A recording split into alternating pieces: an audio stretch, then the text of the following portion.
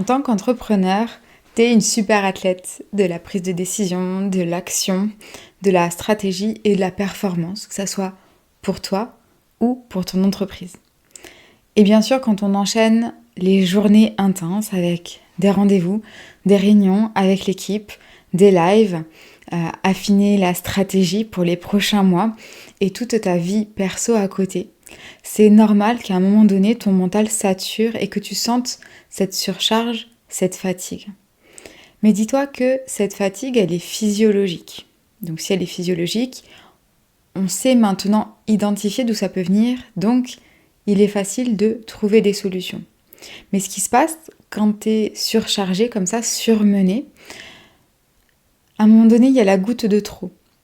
Soit c'est ton conjoint, ta conjointe qui te demande ce que tu veux manger le soir, et là ça déborde, tu sais même plus réfléchir, t'as pas envie, et c'est la goutte de trop, ou ça va être ton assistante qui va te poser une question simple de décision, et là t'arrives même plus à réfléchir, comme si tes neurones ne se connectaient plus l'un aux autres, ok ?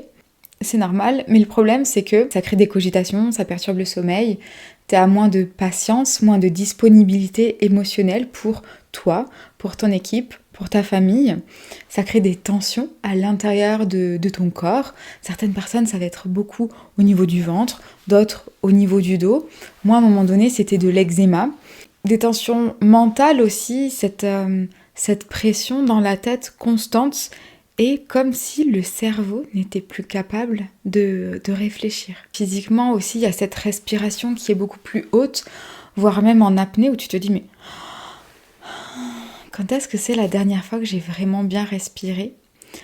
Et aussi cette culpabilité.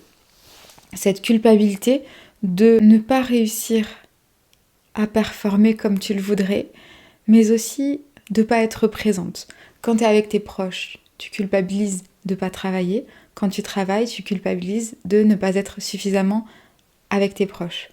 Et ça, c'est simplement parce que ton cerveau, il est tellement saturé que ça crée une dispersion et en fait, on n'arrive plus à mobiliser stratégiquement notre énergie. Et alors que t'es pas du tout comme ça d'habitude. Mais c'est cette saturation qui crée cette dispersion, qui crée cette désorganisation, qui crée ces tensions et cette irritabilité envers les personnes qui sont proches de toi. Et souvent, pour compenser cette dispersion qui est due à la fatigue mentale, je te dis ça parce que c'est ce que j'observe chez les personnes que j'accompagne et que j'ai moi-même traversé, c'est que elles ont tendance à travailler encore plus, à se rajouter des tâches à réaliser. Sauf qu'en fait, leur cerveau n'est plus en capacité d'absorber ça. Et c'est un cercle vicieux qui s'enclenche. Je me sens fatiguée mentalement, donc j'arrive moins bien à réaliser les actions, que ce soit en termes de visibilité, de stratégie, de recrutement, etc. Comme elles n'y arrivent pas, elles se disent, si je travaille plus, si je multiplie les actions, je devrais y arriver.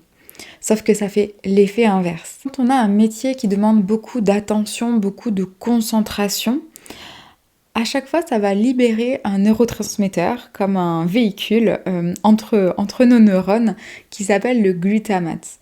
Et quand on est focalisé comme ça, quand on a besoin de se concentrer beaucoup pendant un laps de temps relativement long, il va se cumuler au bout des synapses. Tu sais, c'est le bout des neurones.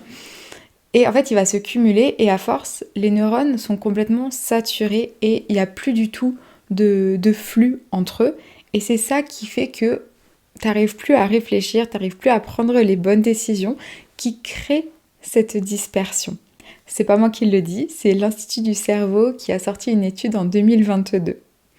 Donc si tu réponds à cette surcharge mentale, à multiplier tes actions, mais en fait c'est pas ça qui va débloquer le bouchon de l'autoroute du glutamate, tu vois. Et en fait, le corps humain est très bien fait. C'est-à-dire que les sportifs de haut niveau vivent la même chose quand ils sont en surentraînement. Si tu alternes les moments de concentration, les moments d'attention extrême du deep work et des moments plus automatiques ou des moments de pause, là tu vas permettre de fluidifier finalement à nouveau ce glutamate qui va pouvoir circuler. C'est un peu comme sur l'autoroute, quand il y a un bouchon, des fois c'est bien d'avoir une voie de sortie pour fluidifier la circulation. Et en fait, dans ton cortex préfrontal, c'est exactement la même chose. En organisant le deep work et les temps de repos, ça permet de fluidifier cette circulation. Et donc ça, soit tu peux le faire en faisant des pauses, en allant marcher, mais aussi il y a des techniques bien plus rapides, par exemple de régulation émotionnelle. Par exemple, Léa, quand on s'est vu, elle était complètement stressée, complètement angoissée. Mentalement, elle n'était plus du tout disponible pour son fils, c'était compliqué pour elle. Et donc, on a travaillé sur sa régulation émotionnelle. C'est-à-dire qu'on a commencé par enlever les tensions, surtout les tensions physiques. Elle avait son ventre serré, elle avait la nuque complètement bloquée. Ensuite, on a travaillé à éliminer les cogitations parce qu'avant de s'endormir, c'était compliqué pour elle. Elle était toujours en train de ressasser sa journée, d'anticiper ce qui allait arriver après. Donc on a travaillé sur ces cogitations pour qu'elle arrive à trouver un sommeil de meilleure qualité pour se réveiller le matin en forme et reposée. Et ensuite, on a réactivé ses ressources, les ressources spécifiques dont elle avait besoin. Donc elle, c'était la confiance, la sérénité, le lâcher prise. Et en fait, ça lui a permis de retrouver du calme, de la paix à l'intérieur. Et ce qui est génial, c'est que après, elle était beaucoup plus disponible mentalement pour son fils, pour l'accompagner comme elle le souhaitait. Et tout ça, ça prend entre 5 et 20 minutes par jour. C'est très rapide et les résultats arrivent très vite. Mais c'est parce que elle sait donner de l'attention, comme les athlètes de haut niveau qui évitent le surentraînement et qui ont bien compris que la régulation permet de laisser le temps aux muscles d'infuser l'entraînement pour en optimiser les effets.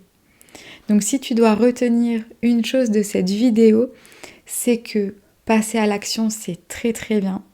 Mais quand tu sens que tu as une fatigue mentale, une surcharge, peut-être que ça vaut le coup de lever un peu le pied pour refaire circuler à l'intérieur pour pouvoir être encore plus productive, encore plus performante quand tu reviens. Mais quand tu te sens déjà saturé, c'est pas le fait de multiplier les actions immédiatement qui va faire que ça ira mieux. Il faut vraiment, tu sais, la vie c'est un équilibre.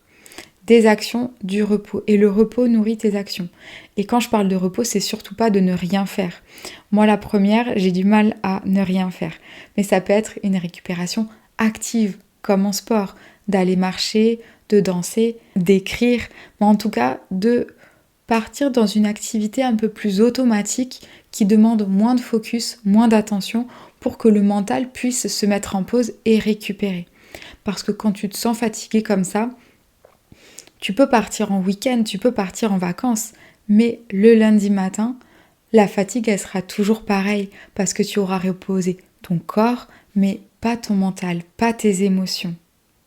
Donc il y a vraiment une différence entre la fatigue physique, la fatigue mentale, émotionnelle.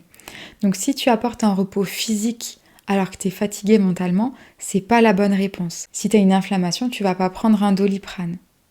Donc là, c'est pareil. Si tu es fatigué mentalement, c'est mentalement que tu dois te reposer. C'est le cerveau qui doit se reposer. Et si tu veux qu'on le fasse ensemble, si tu veux gagner du temps par rapport à cette récupération mentale, tu trouveras un lien dans la description. Je suis Aurélie Baraldo, la sophrologue des entrepreneurs, et j'accompagne les entrepreneurs à décharger la pression sans renoncer à leur ambition pour retrouver la sérénité qui permet de continuer à avancer et performer.